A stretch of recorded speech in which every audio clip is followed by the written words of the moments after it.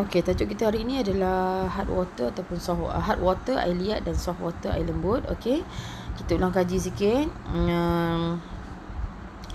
Proses penyediaan sabun ataupun proses sabunifikasi adalah proses di mana sabun dibuat dengan memanaskan campuran minyak tumbuhan ataupun lemak binatang dengan larutan natrium hidroksida pekat ya.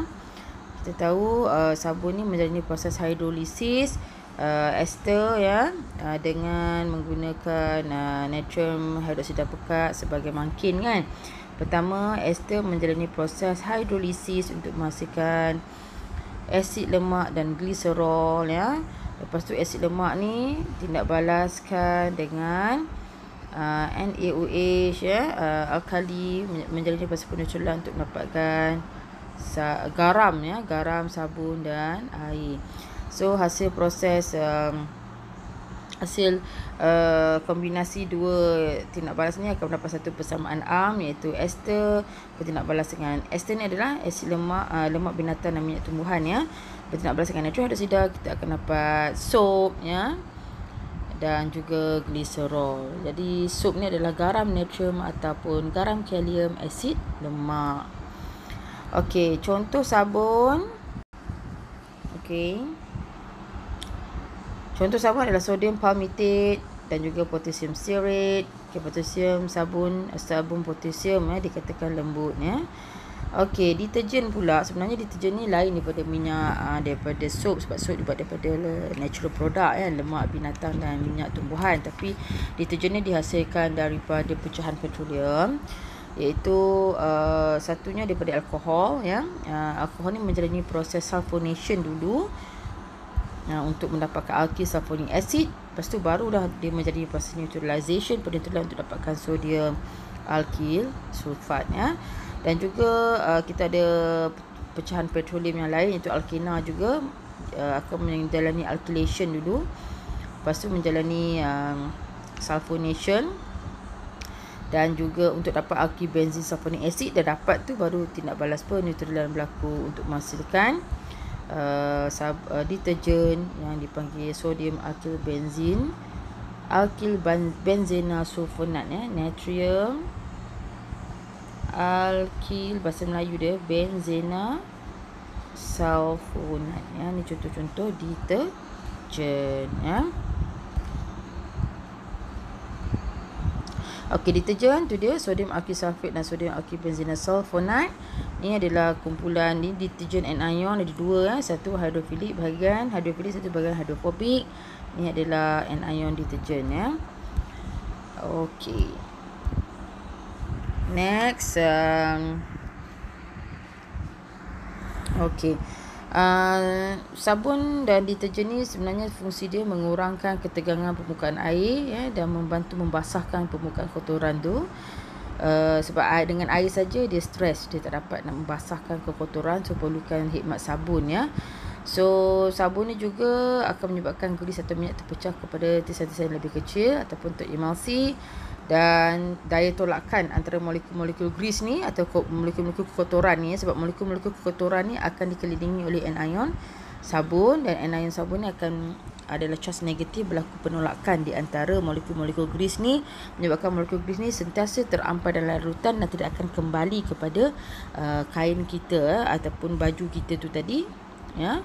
Dia tidak akan termendak atau kembali semula kekotoran tu kepada baju kita tadi. Okey, soap anion akan menghasilkan ni dia sodium ion, larut dapat soap anion, dan ni dia deterjen anion, ada dua ya, satu alkyl sulfate ion dan satu alkyl benzena sulfonat ion. Okey, sabun dan deterjen, tindakan pencucian sabun dan deterjen. Molekul sabun ataupun anion sabun dan deterjen ni terdiri daripada dua bahagian, iaitu satu bahagian hidrofobik larut dalam permukaan grease, satu lagi hidrofilik, bahagian ni larut dalam air. So bagi sabun, kumpulan hidrofilik dia ya, ada kumpulan karboksilat ya kan, RCOO, ni dia RCOO Na+, ni adalah kumpulan karboksilat anion sabun. Belakang ni hidrofobik, depan ni hidrofilik. Untuk deterjen pula ada dua jenis, iaitu kumpulan sulfonat dan juga kumpulan sulfat ya. Okey, tindakan pencucian sabun dan deterjen ni, okey, bahagian hidrofobik sabun larut dalam grease, manakala bahagian hidrofilik larut dalam air. molekul sabun terletak pada sempadan antara grease dan air. So bila kita masukkan sabun, sabun ni akan merendahkan ketegangan permukaan air dan meningkatkan kuasa membasahkan permukaan fabrik oleh air, dan grease boleh diasingkan daripada fabrik ya, sebab sabun ni bertindak sebagai ejen yang membasahkan fabrik tu. So bila kita gosok fabrik ataupun kita masuk dalam mesin basuh tindakan agitation tu dapat membantu menanggalkan grease daripada permukaan fabrik dan menyebabkan grease pecah menjadi tisian-tisian grease. Terdapat daya tolakkan lah antara molekul-molekul grease ni ya, kerana setiap molekul grease tu sudah bercas negatif kerana telah dikelilingi oleh anion sabun. Ini menyebabkan molekul grease terampai dalam larutan. Ampaian pada larutan ni dipanggil emulsi. Sabun yang bertindak sebagai ejen pengemulsi. Okey, tengok gambar rajah ni ya, bagaimana molekul sabun ni dapat membasahkan permukaan air, ejen ya, yang dapat membasahkan permukaan air, di mana bahagian hidrofilik bahagian kepala hidrofilik ni akan larut dalam air, manakala bahagian hidrofobiknya akan larut dalam grease dan oil, dan dia akan kesan daripada pergerakan ya. Kita scrubbing, jadi grease-grease ni akan menjadi tisian-tisian yang lebih kecil dan dia terampai menjadi emulsi. So sabun juga adalah ejen pengemulsi dan kotoran-kotoran tidak kembali semula ke kain kita tu tadi ya. Okey, sabun dan deterjen kita bandingkan kebekasan dan tindakan pencucian sabun dan deterjen ni. Tindakan pencucian sabun dalam air liat adalah tidak berkesan sebab zarah-zarah sabun bertindak balas dengan ion kalsium dan ion magnesium dalam air liat untuk menghasilkan garam yang tidak larut, dipanggil kekat ya, ataupun scum ya. Okey, sebenarnya jumlah zarah-zarah sabun yang tertinggal untuk tindakan pencucian grease berkurangan ya. Okey, sebenarnya dalam air liat ni dia apa itu air liat? Air liat adalah air yang mengandungi kandungan kalsium ion dan juga magnesium ion yang tinggi. So bila kita masuk sabun ya, ataupun contoh sabun kita ambil sodium ataupun natrium stearate ya, contoh sabun ya. Okey, apa yang berlaku? Kalsium ion ataupun magnesium ion daripada air liat ni terus bertindak balas dengan stearate. Kita akan dapat kalsium stearate, magnesium stearate macam ni ya. Kalsium stearate dengan magnesium stearate ni dia tidak larut dalam air. Jadi zarah-zarah sabun ni dah tak ada. Zarah-zarah sabun ni, anion sabun patutnya tugas dia untuk menanggalkan kekotoran kan. Tetapi tak dapat sebab kalsium ion ni, magnesium ion ni telah bertindak balas dengan anion sabun, menyebabkan zarah-zarah sabun semakin berkurangan ya, anion sabun makin berkurangan kerana ada mendakan putih yang terbentuk pula, ataupun kita panggil scum ya. Kita panggil scum lah ni, calcium stearate, magnesium stearate macam tu ya, ataupun calcium palmitate, magnesium palmitate ya. Jadi dia akan meninggalkan mendakan ya. Dia akan mendakan kekat ni sebenarnya adalah mendakan garam, sejenis garam yang tidak larut ya. Dia membentuk dengan anion sabun tu. Okey, pencucian deterjen dalam air liat pula berkesan kerana kalsium ion dan magnesium ion bila bertindak balas dengan deterjen anion iaitu sulfat dan sulfonat, dia tidak membentuk scum ni sebab dia larut dalam air. Garam dia larut, scum ni adalah garam yang tak larut dalam air. Jadi ini bermakna zarah deterjen tu dapat menyingkirkan kekotoran ya. Okey, contoh macam ni kan, zarah-zarah sabun sepatutnya dia bertindak untuk menyucikan kekotoran, tetapi zarah-zarah sabun ni telah membentuk garam, kalsium dan garam magnesium yang tak larut pula dalam air. So dia akan menghasilkan mendakan, ini kita panggil scum, mendakan putih yang tak larut. Dia akan meninggalkan kesan pada bekas-bekas tepi-tepi keliling ni ya. So sabun tu membazir lah. Okey, untuk zarah-zarah deterjen tidak bentuk kekal, jadi lebih efektif ya. Deterjen ni boleh bertindak balas dalam air liat yang mengandungi kalsium dan magnesium air yang tinggi, dan berkesan pencuciannya bersih ya. Okey, air liat akan mengandungi, apa itu air liat? Air menjadi liat apabila air mengandungi kandungan mineral yang tinggi iaitu ion kalsium dan ion magnesium.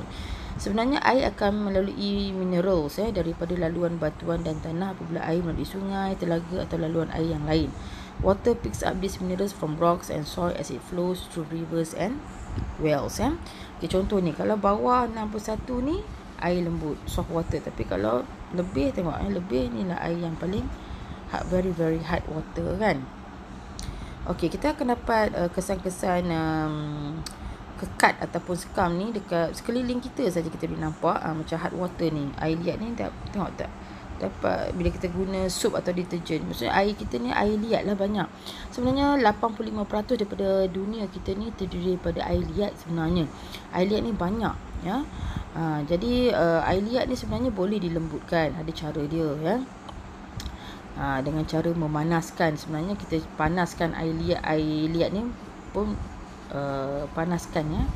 So pun kita akan dapat melembutkan air tu ya. Sebenarnya kita suling ya, kita panaskan air tu, so air yang kita dapat tu adalah air yang lembut lah ya. Okey, dan juga dalam water treatment system kita ada setengah-setengah negara ya. Dalam water treatment system diorang pun diorang menjadikan air liat tu menjadi air lembut. So air yang dapat ke rumah-rumah tu lebih lembut, kurang kandungan kalsium ion dan magnesium ion. So tindakan pencucian pun lebih efektif kan. Okey, contoh ya air lembut, okey air liat. Okey, macam ni kita masukkan sabun dalam air lembut dengan air liat, air lembut dan air liat. Tengok air liat ni ada banyak skam ya. Mendakan putih ni dia tak larut dalam air. Okey, air lembut pula kita masuk sabun dalam air lembut, tengok tiada mendakan putih yang terbentuk. So bila kita buang air tu kita akan dapat okey, ni dia. Skam ya, skam sabun tu tertinggal di tepi-tepi besin tu. Tapi kalau dalam air lembut ya, air lembut sabun tengok tidak meninggalkan kesan. So efektif pencuciannya, jadi bersih. Ini jadi tak bersih pula, ada skam ya, kita kena cuci. Air lembut pula adalah air mengandungi kandungan mineral yang rendah disebabkan air ni tidak melalui batuan tanah dan telaga. Ya, ataupun air lembut ni tiada langsung ya kandungan kalsium ion atau magnesium ion, ataupun air lembut ni adalah air mengandungi kandungan mineral yang rendah.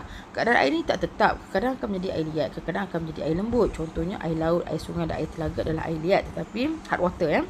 Tapi bila air ni menyejat, evaporate menjadi air hujan dan meninggalkan mineral di belakang, air hujan ni menjadi air lembut semula. Tetapi apabila turun air hujan menimpa batuan menjadi air liat pula ya. Okey, sabun deterjen ni kesan ni terhadap persekitaran. Okey, sabun ni sebabkan dia dibuat daripada natural product, so mudah diuraikan. Tapi deterjen ni tidak mudah terbiodegradasi, tak mudah diuraikan. Tapi ada juga deterjen yang boleh ya. Deterjen yang mempunyai rantai bercabang tak boleh diuraikan. Maka kalau sabun dia boleh diuraikan oleh mikroorganisma ya. Dan deterjen ni boleh mencemarkan air kita kan. Ingat cikgu ajar sebelum ni proses eutrofikasi kan. Okey, contoh deterjen yang tidak terbiodegradasi, dia ada kumpulan bercabang ni. Ni yang bahaya ni. Dia akan mencemarkan alam sekitar kita. Tapi kalau deterjen yang tiada kumpulan bercabang ni, dia lebih baik ya. Okey, sebenarnya sup ni adalah sup ni sebenarnya bagus ya, good cleaning agent. Tapi effectiveness sup ni ya, sup ni tidak efektif dalam hard water. Contoh hard water adalah air laut dengan air telaga ya. Hard water ni mengandungi kandungan kalsium ion dan magnesium ion tinggi, dan ion-ion ni akan bertindak balas dengan sup and ion. Sup ion tu dengan sup and ion tu untuk membentuk mendakan yang tidak larut ya. Contoh macam ni kan. Kalsium ion tu tidak balas dengan anion sabun ni. Ya. Dan juga sup juga tidak boleh hilang, kurang dia punya efektifnya bila berada dalam air yang berasid juga. Kerana anion sabun bertindak balas dengan hidrogen ion ya. Dia akan menyebabkan long chain of fatty acid. Jadi ini pun tidak larut dalam air. Jadi membazirlah sabun tu, tidak efektif pencuciannya ya. Okey.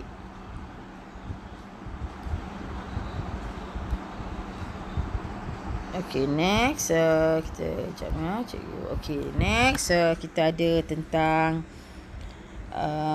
okey, kita tengok contoh ni ya.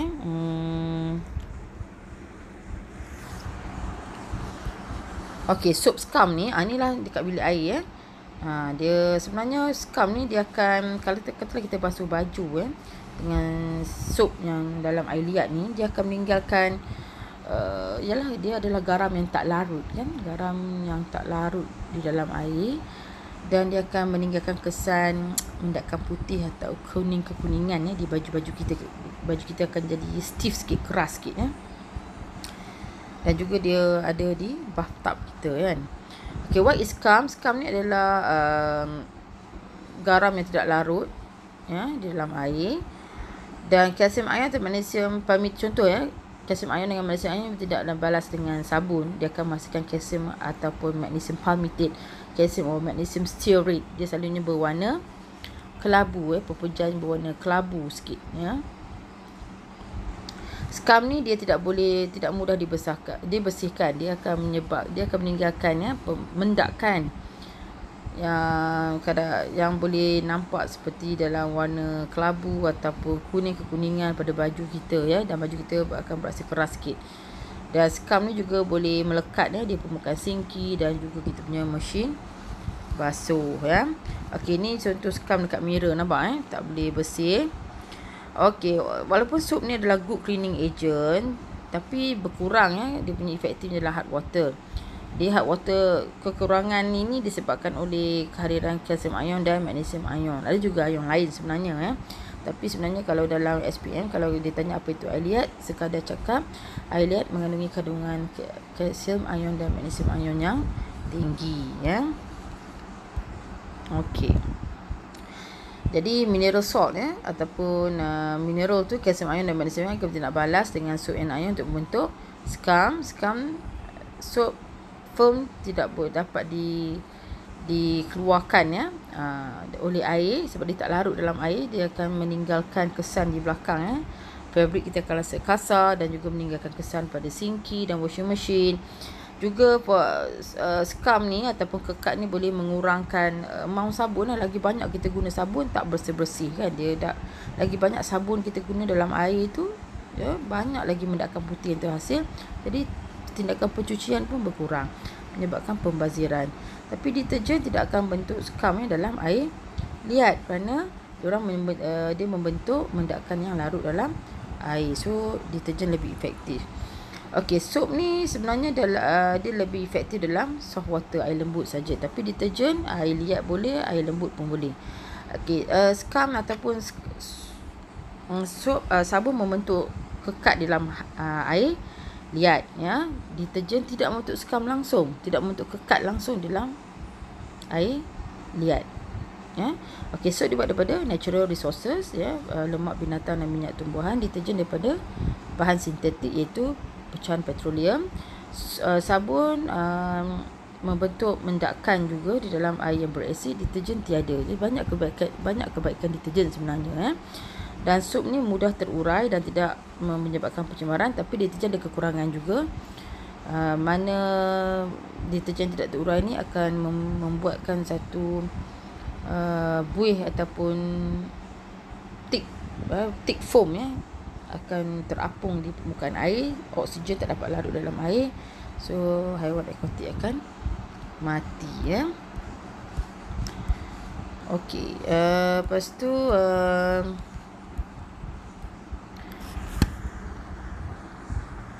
okey, kita tengok lagi apa nota yang ada lagi di sini.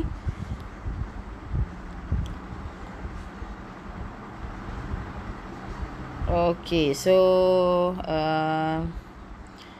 kita tengok sini ada, kita dah belajar tentang okey, kalau kita tengok sini satu lagi slide sini, comparing the effectiveness jadi cleaning power deterjen lebih powerful lah. Okey, tapi sabun ni dia susah untuk, it is difficult to wash away all soap on clothes the soap remains soap maksudnya kekat lah, dia ada scum pada fabric kita tu. Tapi deterjen bagus, dia rinse out well from clothes soap ni jadi susah lah kalau kita kata soap ni dalam air liat Dan pH soap juga slightly alkaline, tapi deterjen ni pH dia berubah-ubah ikut pada task dia. Kalau deterjen lantai, cuci lantai, ada pH dia. Deterjen untuk shampoo ada dia punya pH dia, so dia berubah. Soap ni kekal alkaline kan.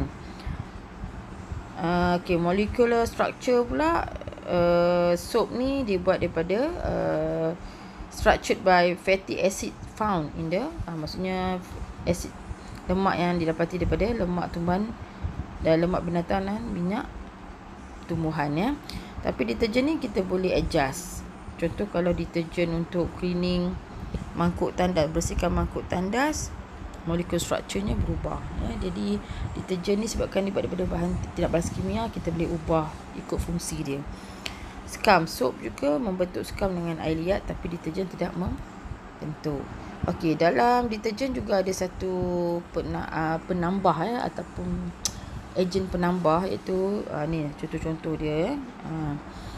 Biological enzyme untuk remove darah ya, kesan darah. Whitening agent, okey, tukarkan stain itu kepada ditukarkan stain kekotoran tu kepada bahan yang tidak berwarna, dia warna putih jadi baju kita. Optical whitener ni untuk menambahkan ya, menaikkan lagi kecerahan baju ya, baju tu lebih putih. Builder untuk meningkatkan tindakan pencucian ya. Maksudnya dengan melembutkan air. So deterjen ni dia ada fungsi dia untuk melembutkan air ya. Okey, banyaklah untuk suspension ejen terampai ni ya. Dia mengelakkan kekotoran tu kembali semula ke fabrik ya. Okey, filler pula untuk menyebabkan deterjen tu senang untuk dituang dengan mudah ya. Okey, foam control pula untuk mengawal ni lah buih-buih ya. Kadang-kadang kalau buih banyak pun menyebabkan kekotoran juga terperangkap kan ya. Okey, fragrance membuatkan wangi lah ya. Menambahkan bau yang baik ya. Okey, itu saja.